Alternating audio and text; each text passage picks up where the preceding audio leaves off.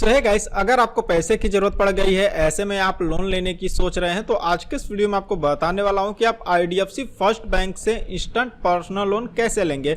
IDFC first bank से आप 1 करोड़ रुपए तक का इंस्टेंट पर्सनल लोन ले सकते हैं, जो कि तुरंत के तुरंत आपके बैंक अकाउंट में ट्रांसफर भी कर दिया जाता है।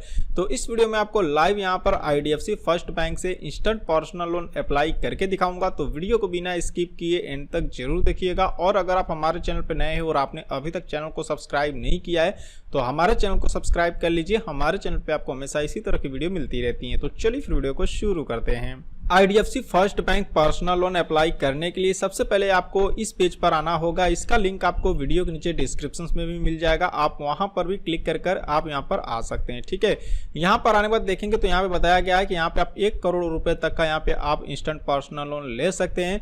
यहाँ पे देखेंगे तो इसके बारे में कुछ डिटेल्स आपको बताया गया है कि यहाँ पे जो इसका इंटरेस्ट रेट यहाँ पे स्टार्ट होता है वो यहाँ पे देख सकते हैं 10.49% से यहाँ पे स्टार्ट होता है। उसके बाद यहाँ पे देखेंगे तो इसका पूरा कंप्लीट डिजिटल प्रोसेस है, यानी इसके लिए आपको कहीं भी जाने की जरूरत नहीं है, आप घर बैठे इसको लोन ले सकते हैं। उसके बाद यहाँ पे देखेंगे तो balance transfer of existing personal loan and credit card at affordable rate, ठीक है, यहाँ पे दिया गया है। और यहाँ पे देखेंगे तो इसमें आपको फ्लेक्सिबल यहाँ पे टेन्योर भी मिलता है 60 मंथ का, मतलब कि आप यहाँ से 5 साल तक के लिए लोन ले सकते हैं, वो भी अपने मन से। आप अगर चाहें तो 5 साल के लिए भी ले सकते हैं, आप चाहें तो 2 साल के लिए ले सकते हैं, आप चाहें तो 3 साल के लिए, या अगर आप चाहें तो 6 महीने के लिए भी लोन ले सकते हैं। मतलब आप अपने मन के मुताबिक यहाँ पर जो टेन्योर है इसको आप सेलेक्ट कर सकते हैं। उसके बाद हम यहाँ पे नीचे आते हैं तो यहाँ पर आने के बाद इसके कुछ फीचर्स के बारे में जान लेते हैं लोन अप्लाई करने से पहले।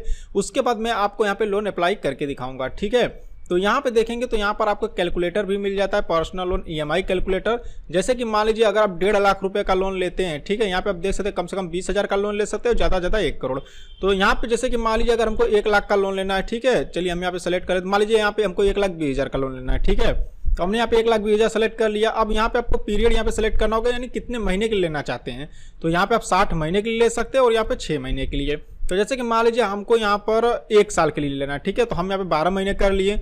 उसके बाद यहाँ पे इंटरेस्ट रेट पूछ रहा है, देख सकते हैं। तो यहाँ पे जो इंटरेस्ट रेट है कम से कम यहाँ पे 10.49% लगता है, ठीक है, और ज्यादा यहाँ पे 36%। तो इसके अंदर ही हम यहाँ पे कोई भी इंटरेस्ट रेट यहाँ पे सेलेक्ट कर लेते हैं। जैसे कि मान लीजिए हमारा 11% यहाँ पे इंटरेस्ट रेट लग रहा है, तो यहाँ पे जो इंटरेस्ट रेट लगता है ये आपके सिविल के हिसाब से लगता है। जितना अच्छा आपका सिविल स्कोर होगा उतना ही कम इंटरेस्ट रेट लगता है, जितना आपका लो होगा उतना ही ज्यादा इंटरेस्ट लगता है। ठीक है, तो मान लीजिए अगर हमारा इतना लगता है तो यहाँ पे देखेंगे जो हमारी EMI आएगी वो 10,633 रुपये आएगी।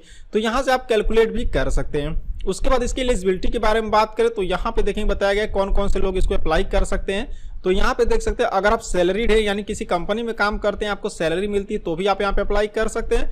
और अगर आप कोई बिजनेस करते हैं, सेल्फ एम्प्लॉयड है, तो भी आप यहाँ से अप्लाई कर सकते हैं। अगर आप सैलरी पर्सन है तब आपकी जो एज है वो 23 साल होनी चाहिए। और यहाँ पे देखेंगे तो अगर आप सेल्फ एम्प्लॉयड है तब आपकी जो कम से कम एज है वो 25 ईयर्स होनी चाहिए और ज्यादा से ज्यादा यहाँ पे 65 साल। ठीक है, यहाँ पे आप देख सकते हैं। उसके बाद यहाँ पे डॉक्यूमेंटेशन की बात करें तो यहाँ पे बताया गया है कि यहाँ पे आपका आधार, पैन कार्ड ये सब लगेगा। उसके बाद 3 मंथ का आपको अपने बैंक का स्टेटमेंट अपलोड करना होगा। उसके बाद यहाँ पे नेट बैंकिंग और डेबिट कार्ड, मतलब या तो नेट बैंकिंग या फिर डेबिट कार्ड का डिटेल्स से देकर आपको ई मैंडेट सेट करना होगा। ई मैंडेट क्या होता है कि यहाँ पे जब आप लोन ले लेंगे तो लोन लेने के बाद जो आपकी EMI होगी, जो किस्त होगी आपकी, वो ऑटोमेटिक आपके बैंक अकाउंट से कट जाया करेगी अगर आप ई मैंडेट सेट कर देंगे तब। ठीक है, मतलब आपको भरना नहीं पड़ेगा, आपके बैंक से ऑटोमेटिक ही EMI इसका कट जाएगा। तो ये आपको यहाँ पे सेट करना होगा, जिसके लिए यहाँ पे आपको नेट बैंकिंग चाहेगा, या फिर नेट बैंकिंग नहीं यूज करते हैं तो डेबिट कार्ड का डिटेल्स देना पड़ेगा। ठीक है, उसके बाद इसके फीस एंड चार्ज के बारे में जान लेते हैं। तो यहाँ पे देखेंगे यहाँ पर इसका फीस एंड चार्ज भी दिया गया, यहाँ पे व्यू फीस एंड चार्ज, इस वाले ऑप्शन पे आप क्लिक करेंगे। उसके बाद जो भी इसके फीस एंड चार्ज है वो आपको यहाँ पे शो हो जाएंगे। ठीक है, जैसा कि यहाँ पे आप देख सकते हैं हमने यहाँ पे क्लिक कर दिया है और यहाँ पे देखेंगे तो इसका जितना भी फीस एंड चार्ज है सब यहाँ पे शो हो रहा है। जैसे कि इसका जो प्रोसेसिंग फीस है देख सकते हैं अप टू 3.5% यहाँ पे लोन अमाउंट तक जा सकता है। उसके बाद लेट पेमेंट जो इसकी फीस है यहाँ पे देख सकते हैं अप टू 2% यहाँ बताया गया है। ठीक है, उसी तरह से यहाँ पे देखेंगे तो स्टाफ ड्यूटी जो इसका चार्ज है यहाँ पे बताया गया, मतलब जितना भी इसका फीस एंड चार्ज है सब आपको यहाँ पर आना है और एक बार अच्छी तरह से इसको चेक कर लेना है। ठीक है, ताकि आपको पता हो कि कब कौन सा चार्ज लगने वाला है ना। तो यहाँ पर एक बार आकर अच्छी तरह से आप चेक कर लीजिएगा। अब हम बात करते हैं कि आप लोन के लिए अप्लाई किस तरह से करेंगे। ठीक है, तो यहाँ पे देखिए, यहाँ पर आपको एक ऑप्शन देखने को मिलेगा अप्लाई फॉर पर्सनल लोन। यहाँ पे देख सकते हैं आपको सिंपली इस वाले ऑप्शन पे क्लिक करना होगा। क्लिक करने के बाद यहाँ पे देखेंगे तो यहाँ पे कुछ आपको अपनी डिटेल्स डालनी होगी, लेकिन उससे पहले यहाँ पे देखेंगे तो यहाँ पे आपको कुछ और डिटेल्स दिया गया है, यहाँ पे आप पढ़ सकते हैं, ठीक है। उसके बाद यहाँ पे देखेंगे तो यहाँ पे कुछ आपको अपना डिटेल्स डालना होगा। सबसे पहले यहाँ पे करंट रेसिडेंट पिन कोड यहाँ पे डालना होगा, यानी जो भी आपके एरिया का पिन कोड है वो यहाँ पे डालेंगे। यहाँ पे अपना मोबाइल नंबर डालेंगे। उसके बाद यहाँ पे अपना डेट ऑफ बर्थ डालेंगे। यहाँ पे कैलेंडर वाले आइकन पे क्लिक करेंगे, जो भी आपका डेट ऑफ बर्थ है उसको आप यहाँ पे डाल लेंगे, ठीक है। डेट ऑफ बर्थ डालने के बाद यहाँ पर आप देखेंगे तो यहाँ पे टर्म एंड कंडीशंस मिलेगा, यहाँ पे टिक करेंगे। उसके बाद यहाँ पे कंटिन्यू वाले ऑप्शंस पे क्लिक करेंगे। उसके बाद आपके मोबाइल नंबर पर एक ओटीपी जाएगा, तो उस ओटीपी को यहाँ पे डालेंगे। उसके बाद यहाँ पे नेक्स्ट वाले ऑप्शंस पे क्लिक करेंगे। उसके बाद यहाँ पे देखेंगे तो यहाँ पे कुछ आपको अपनी पर्सनल डिटेल्स डालनी होंगी। सबसे पहले यहाँ पर आप अपने पैन कार्ड का नंबर डालेंगे। उसके बाद वेरीफाई वाले ऑप्शंस पे क्लिक करेंगे। उसके बाद यहाँ पे आपको जेंडर सेलेक्ट करना होगा कि यहाँ पे आप मेल है कि फीमेल है, ठीक है। उसके बाद यहाँ पे देखेंगे तो यहाँ पे आपका सारा डिटेल्स आ जाएगा, आपका पूरा नाम आ जाएगा, डेट ऑफ बर्थ आ जाएगा। यहाँ पे आपको अपना एक ईमेल एड्रेस डालना होगा। उसके बाद कंटिन्यू वाले ऑप्शंस पे क्लिक करेंगे। उसके बाद यहाँ पे देखेंगे तो यहाँ पे आपको रेसिडेंटल एड्रेस यहाँ पे आपको डालना होगा, यानी कि अभी आप जिस एड्रेस पे रहते हैं। तो यहाँ पे आप फ्लैट या बिल्डिंग का नाम डालेंगे, यहाँ पे रोड का नाम डाल देंगे या फिर अपनी कॉलोनी का नाम डालेंगे। यहाँ पे एड्रेस लाइन 1 में पूरा एड्रेस डालेंगे। यहाँ पे लैंडमार्क डालेंगे, यानी कि अगर आपके आसपास कोई बड़ा हॉस्पिटल हो या फिर कोई स्कूल हो तो उसका नाम डालेंगे। यहाँ पर आपको अपने एरिया का पिन कोड डाल देना होगा। यहाँ पे सिटी सेलेक्ट करना होगा, यहाँ पे स्टेट का नाम आएगा। उसके बाद यहाँ पे कंटिन्यू करेंगे। उसके बाद यहाँ पे देखेंगे तो यहाँ पे आपको परमानेंट एड्रेस डालना होगा, यानी कि यहाँ पर आपका परमानेंट एड्रेस कहाँ है, आप कहाँ के रहने वाले हैं, ठीक है।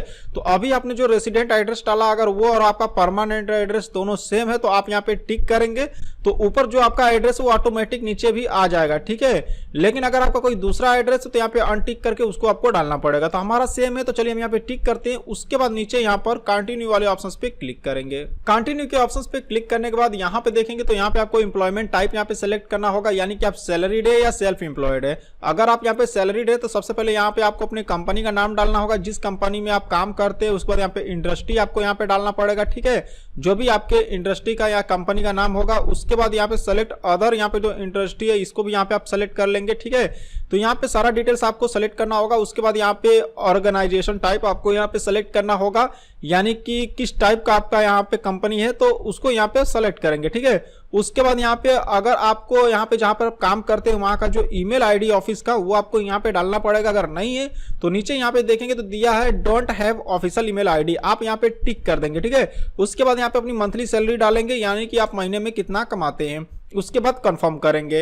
अगर आप यहाँ पे सेल्फ एम्प्लॉयड है तो यहाँ पे सेल्फ एम्प्लॉयड वाले ऑप्शंस पे क्लिक करेंगे और यहाँ पर आप अपना पूरा डिटेल्स यहाँ पे डालेंगे जो भी काम करते हैं, ठीक है। उसके बाद यहाँ पे जैसे आप यहाँ पे कंफर्म करेंगे यहाँ पे आपके लोन का डिटेल्स आ जाएगा, यानी कि जितने लोन के लिए आप एलिजिबल होंगे वो आपको बता देगा कि हाँ आप 1 लाख रुपए के लोन के लिए एलिजिबल हैं, 2 लाख के लिए हैं। तो मतलब जितने लोन के लिए एलिजिबल होंगे वो आपको वहां पे दिखा देगा। उसमें आपको सेलेक्ट करना होगा आपको कितना लोन चाहिए, ठीक है, वो आप सेलेक्ट करेंगे। उसके बाद कंटिन्यू करेंगे। कंटिन्यू करने के बाद यहाँ पे कुछ आपको अपनी एडिशनल डिटेल्स डालनी होंगी, जैसे कि आपके फादर का नाम, मदर का नाम, और भी यहाँ पे आपको कुछ अपनी एडिशनल डिटेल्स जैसे एजुकेशन, आप कितना तक पढ़ाई किए ये सब तो आपको डालना पड़ेगा, ठीक है। उसके बाद आप यहाँ पे सबमिट करेंगे। सबमिट करने के बाद आपको यहाँ पे डॉक्यूमेंट्स अपलोड करना होगा, यानी कि जो आपके बैंक का स्टेटमेंट है वो आपको यहाँ पे अपलोड करना होगा, जिसको कि आप यहाँ पर पीडीएफ में भी अपलोड कर सकते हैं और नेट बैंकिंग के माध्यम से भी अपलोड कर सकते हैं। तो यहाँ पे आपको डॉक्यूमेंट्स यहाँ पे अपना जो 3 मंथ का यहाँ पे बैंक का स्टेटमेंट है वो यहाँ पे अपलोड करना होगा। उसके बाद यहाँ पे ई मैंडेट सेट करना होगा। उसके बाद यहाँ पे कंफर्म कर देना होगा। कंफर्म करने के बाद यहाँ पे जो आपका लोन का एप्लीकेशन है वो सक्सेसफुल सबमिट हो जाएगा। उसके बाद इनकी जो भी टीम है वो आपके डॉक्यूमेंट्स को चेक करेगी। अगर आप यहाँ पर इसके लिए एलिजिबल पाए जाते हैं, आपका सारा डॉक्यूमेंट सही रहता है, तो उसके बाद यहाँ पे जो लोन का अमाउंट है वो आपके बैंक अकाउंट में ट्रांसफर कर दिया जाएगा। तो यहाँ पे गाइस मुझे अभी लोन की कोई जरूरत नहीं है, इसलिए मैं आपको इसके आगे का प्रोसेस करके नहीं दिखा सकता हूँ, लेकिन इसके आगे का प्रोसेस काफी आसान है। सिर्फ यहाँ पर 3 स्टेप और यहाँ पे भरना होगा, उसके बाद लोन आपको मिल जाएगा। तो इस तरह से आप यहाँ पर आईडीएफसी फर्स्ट बैंक से इंस्टेंट पर्सनल लोन ले सकते हैं। सो आई होप कि आपको अच्छी तरह समझ में आया होगा। अगर आपके मन में कोई कंफ्यूजन हो या अगर आप हमसे कुछ पूछना चाहते हैं तो आप हमसे वीडियो के नीचे कमेंट में पूछ सकते हैं। तो चलिए फिर मिलते हैं आपसे नेक्स्ट वीडियो में।